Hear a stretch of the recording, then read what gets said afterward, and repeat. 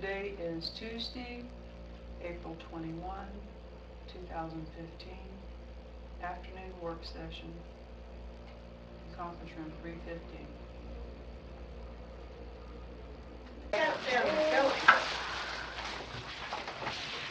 You're up, Bridget. Bus driver policy. I just want to discuss this, and I'm sorry, we're trying to pull my archive manager, but the topic has come up a couple times, and I've looked at other districts and looking at what the policy is versus points on the license versus violations. And when I mean that is, we go based on points versus looking at violations. Sometimes you can take a test and the points are reduced, but I think it's important to look at it from a trend level. And if I think of what I do with insurance, anyone with fleets, you look at if they have no points, but you see 4 or 5 violations on there, that's something you take in consideration as far as eligibility to drive. So I wanted to bring that up and talk to you about it, because I know I think we're considering reviewing it, so I just wanted to see. Well, we have been reviewing it for the last couple of months. Okay.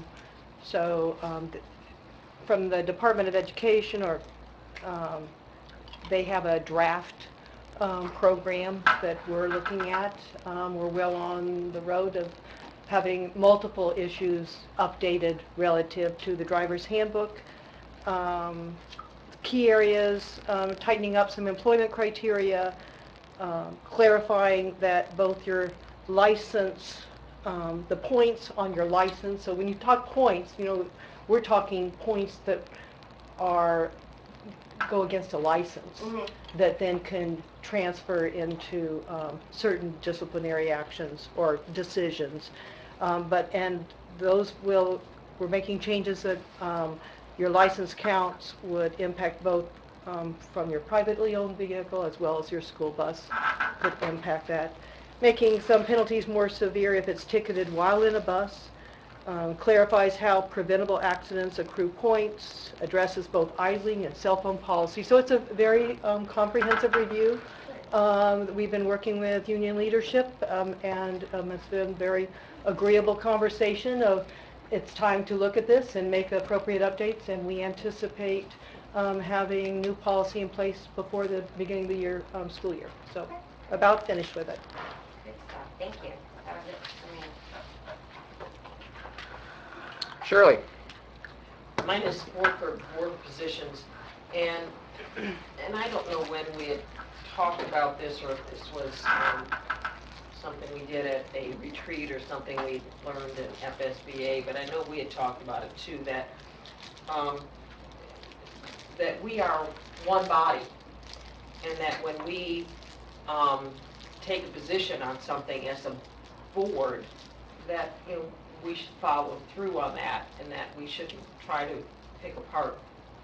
And I was a little concerned this week that after the board voted one way on something else came up on a website, and again talked about what I thought was an issue that was already resolved in the discussion, and that was the cost of the project manager, and that we weren't voting on the dollars to allocate to it. We were just voting on that, and I just found it a little disconcerting that it showed up on a website or Facebook that this is where we're at, and I think we should look more to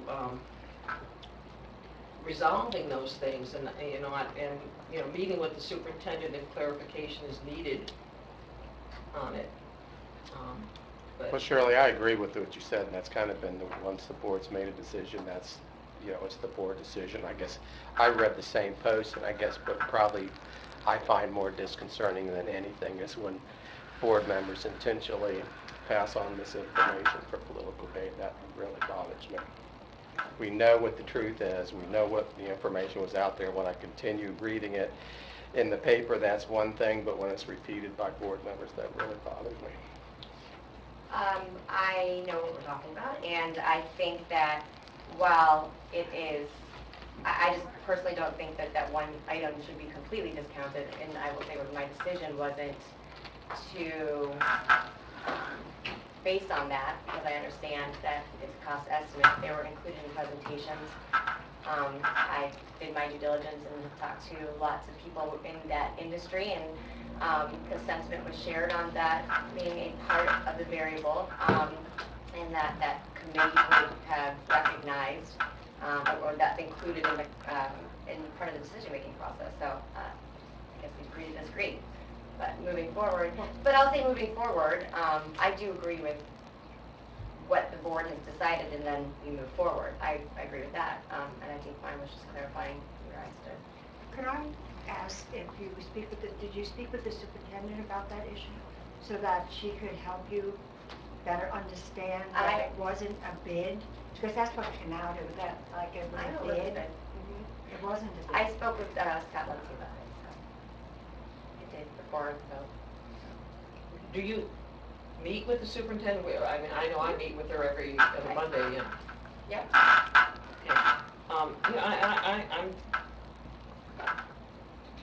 you know, just reminded of an editorial the Herald Tribune had about a then local senator who did something, and they said, well, she either did it on purpose, knowing she was wrong, or, you know, she's doing it for a reason, and said, you know, either way, she's either a fool or a tool, and either one of them are good. But what bothers me is that I don't want any of us to have that kind of a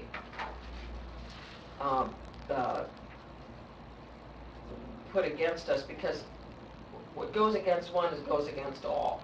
And when the public hears that something is going wrong on the school board, they don't hear that it's this board member or that board member. They remember it as the school board.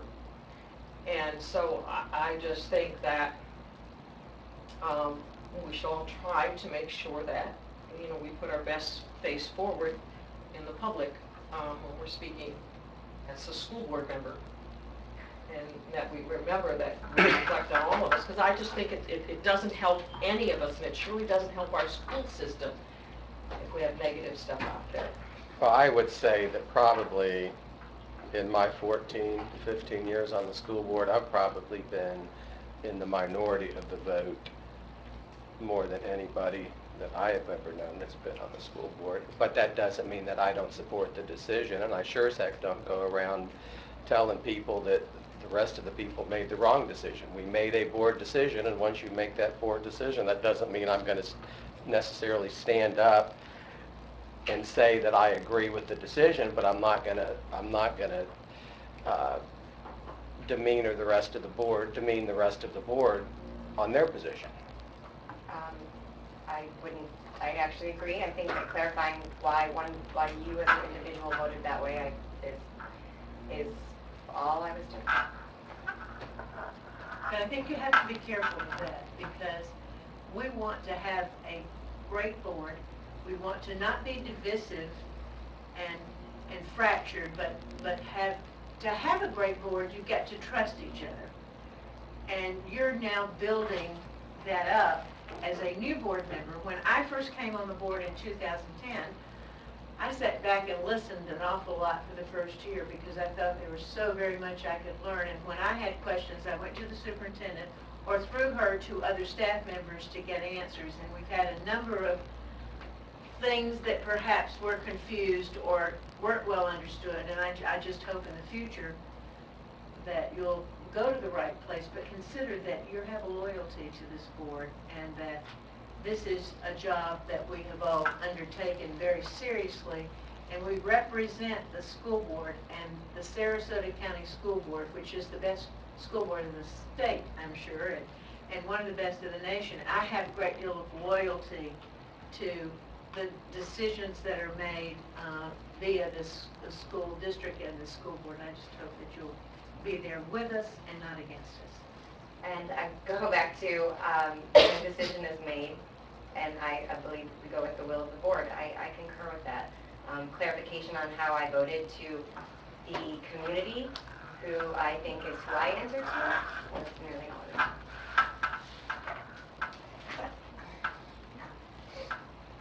Okay? That's good, Shirley? Other?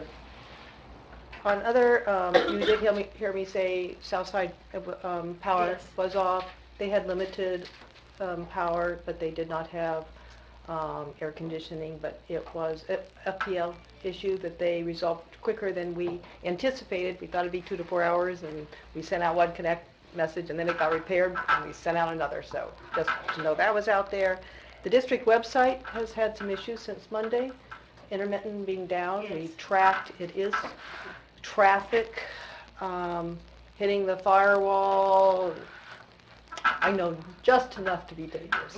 It's not a DDoS attack, but it's having similar issues. So it is spikes in users from IP addresses that we know are not with the normal business. So that's causing it to fluctuate in its being continuously available. It has nothing to do with testing. It is not our email. It is the server. It is specifically the district website. So we're working through the issues, blocked some IP addresses, but that's hopefully will be resolved in the near future.